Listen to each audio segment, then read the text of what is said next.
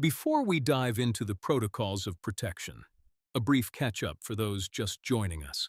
We have already exposed the frequency system, an infrastructure built on omission by design, allowing for total atmospheric and biological saturation while remaining hidden in plain sight. We have defined the particulates, from nanofibers to the NanoTech often labeled as morgellons. We've shown the medical field's systemic blindness and the subtle breadcrumbs proving government acknowledgement. This is not the finale, it is the next phase. Now that we know what is in our air and our bodies, we move into the facts of how to live within it. To understand the protocol, you must understand the scale of the saturation.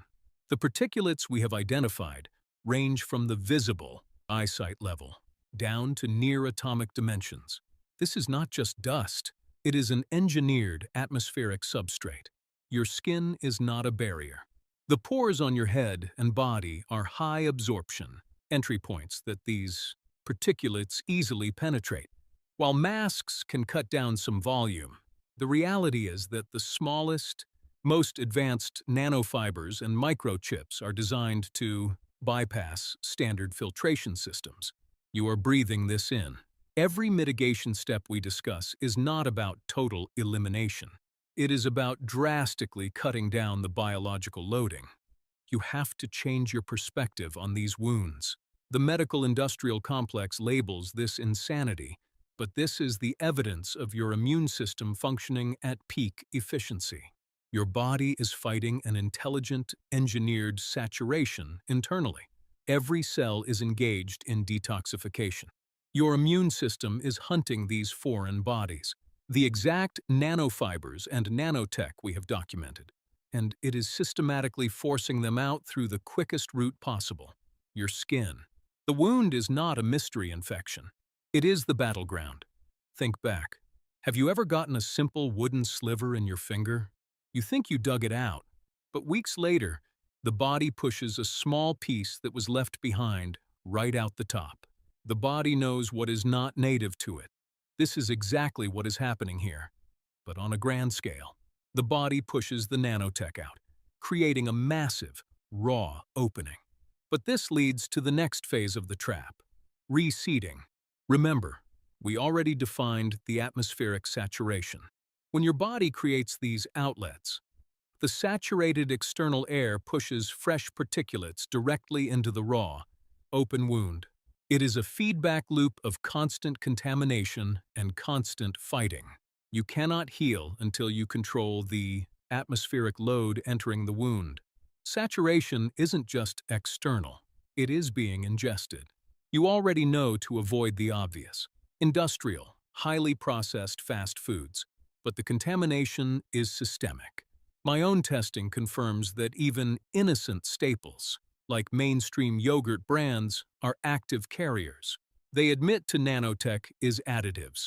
They just paint the picture to be for health. But the lens tells a different story. These industrial processes are contaminated with the same particulate and nanofiber tech we find in our air. When you consume these products, you aren't just eating. You are fueling an internal construction. But this isn't a static system. Over years of deployment, these components have evolved. If you look back at the structures found in the chicken nuggets, you see shapes that grow, adapt, and transform over time. We are witnessing a diverse catalog of components.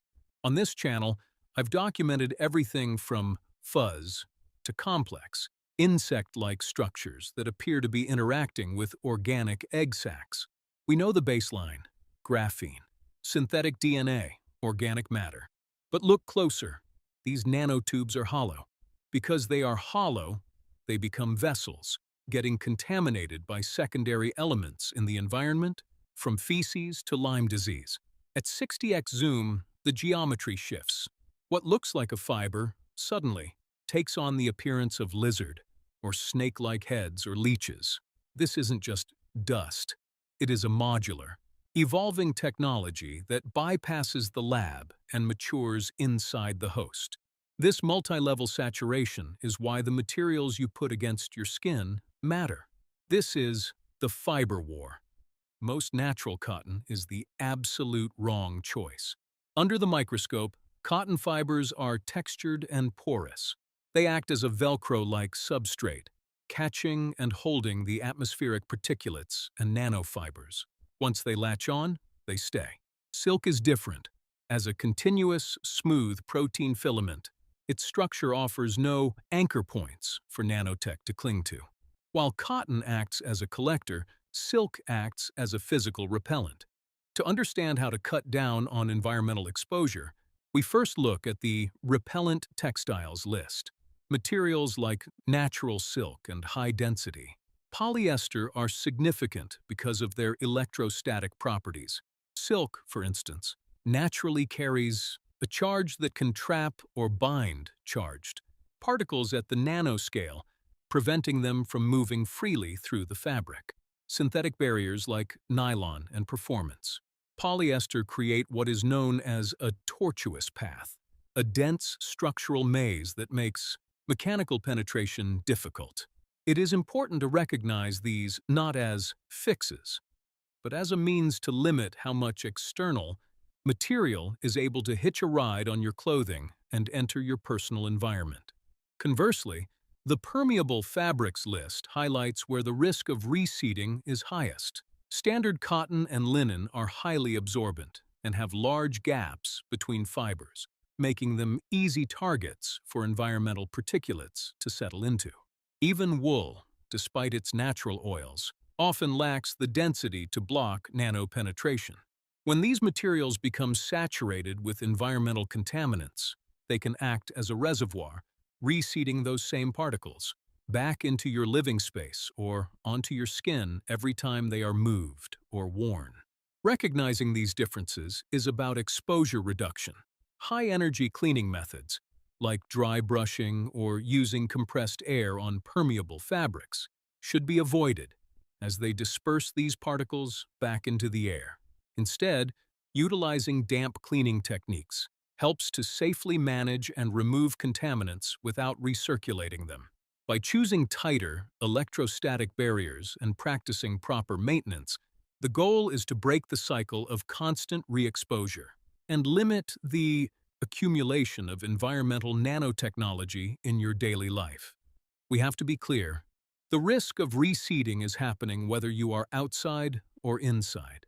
Much of the evidence we see is documented directly from within the home environment, where environmental particulates and fibers have already established a presence.